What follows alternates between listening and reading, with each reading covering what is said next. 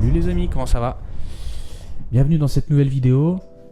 Donc la dernière fois je vous ai parlé du songbook, de votre répertoire, des applications que vous pouvez utiliser. Cette fois-ci je vais vous parler un peu plus comment en fait on est parti, comment on a lancé ce projet. Parce que faire un groupe, rejoindre un groupe quand on est complètement débutant, c'est quand même une étape importante en réalité. Donc je voulais vous parler comment ce projet il est né. C'est tout simplement en fait le hasard d'une rencontre en réalité. Soit vous êtes très motivé et vous allez chercher des musiciens, et ça je peux comprendre que c'est une étape super difficile quand vous démarrez finalement, ou quand vous êtes débutant, ou quand vous jouez seulement dans votre chambre. Vous avez envie de jouer sur scène, mais comment vous vous y prenez en fait? Comment vous trouvez des musiciens Alors, trouver un musicien qui vous convienne, c'est extrêmement compliqué. Il faut qu'il ait le même niveau que vous, il faut qu'il ait le même temps que vous disponible, la même motivation que vous, la même organisation logistique pour pouvoir répéter. Il y a tout un tas de planètes en fait à aligner, assez difficile. Moi je dirais qu'éventuellement la meilleure chance c'est d'intégrer une école de musique, ce que moi je n'ai pas fait bien sûr, parce que j'emprunte toujours les chemins de traverse. Mais peut-être que dans une école de musique, vous avez plus de chances de rencontrer des musiciens finalement qui ont un projet similaire. Et je sais que souvent les écoles de musique, moi j'ai des enfants qui vont à l'école de musique, ils vous proposent de faire des concerts, ils vous proposent de faire des scènes. Et ça c'est une première chose. Parfois sur les scènes ouvertes aussi, vous pouvez rencontrer des gens. Alors c'est très difficile les scènes ouvertes. Je vous recommande pas d'y aller quand vous êtes débutant. C'est une expérience que je vous raconterai.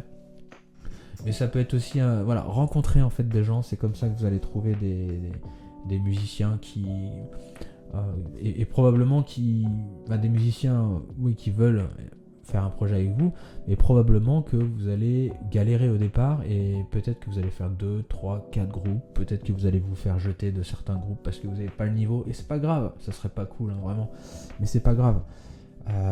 C'est vraiment un bénéfice sur votre niveau, sur votre épanouissement dans la musique, qui est incroyable de jouer avec des autres personnes.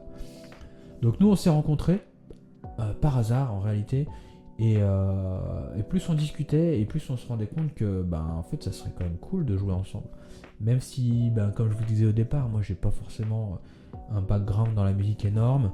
Mon collègue pour le coup il avait plus d'expérience, mais pas non plus un professionnel. En revanche, il avait déjà son studio de musique, il avait déjà fait un peu de scène, il chantait, il jouait plusieurs instruments, mais il était plutôt à l'arrêt, ou alors il était tranquille, il n'avait pas forcément d'ambition particulière. Donc on s'est rencontrés. De quoi on a parlé avant de se dire ok c'est bon on y va? Déjà on a parlé de nos goûts musicaux. Qu'est-ce qu'on aime comme musique, parce que si vous avez un jazzeux et puis un métalleux, ça va être compliqué de jouer ensemble. Donc les goûts musicaux, quelles sont nos ambitions?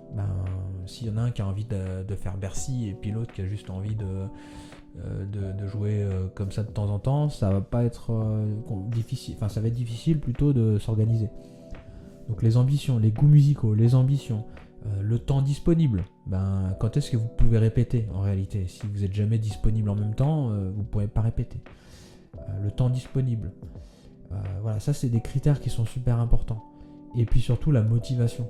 Je dirais, si vous en avez un qui travaille énormément, il est super motivé, et l'autre qui se laisse vivre, ça va vite se voir. Et vous, ça va vous frustrer probablement, parce qu'à un moment donné, il y aura un écart important entre son niveau et votre niveau.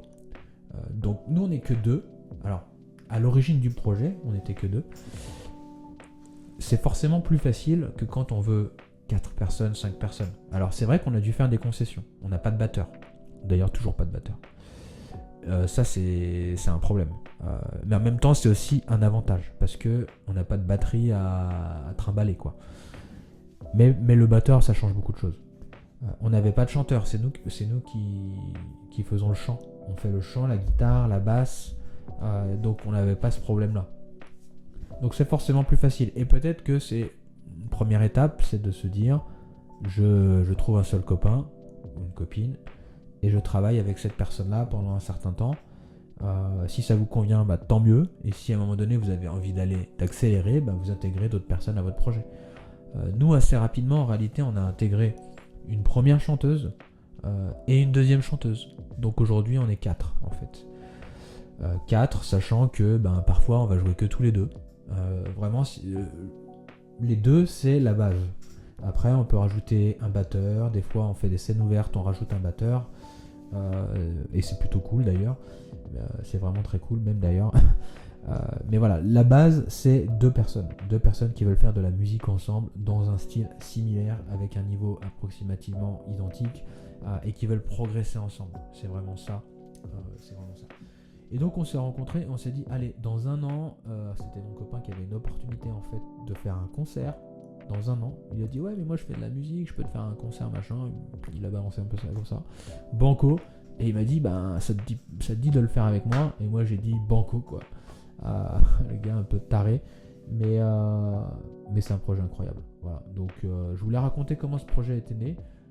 J'espère encore une fois que ce format vous plaît. Je raconte un peu ma vie, mais c'est aussi une expérience que je partage avec vous, qui peut vous apprendre des trucs.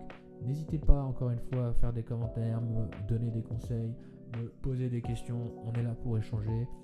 J'accepte volontiers les critiques, tant que c'est constructif. Et c'est l'objectif de cette chaîne, encore une fois, c'est vraiment d'échanger avec vous. Alors n'hésitez pas les gars, merci, et les filles, ciao.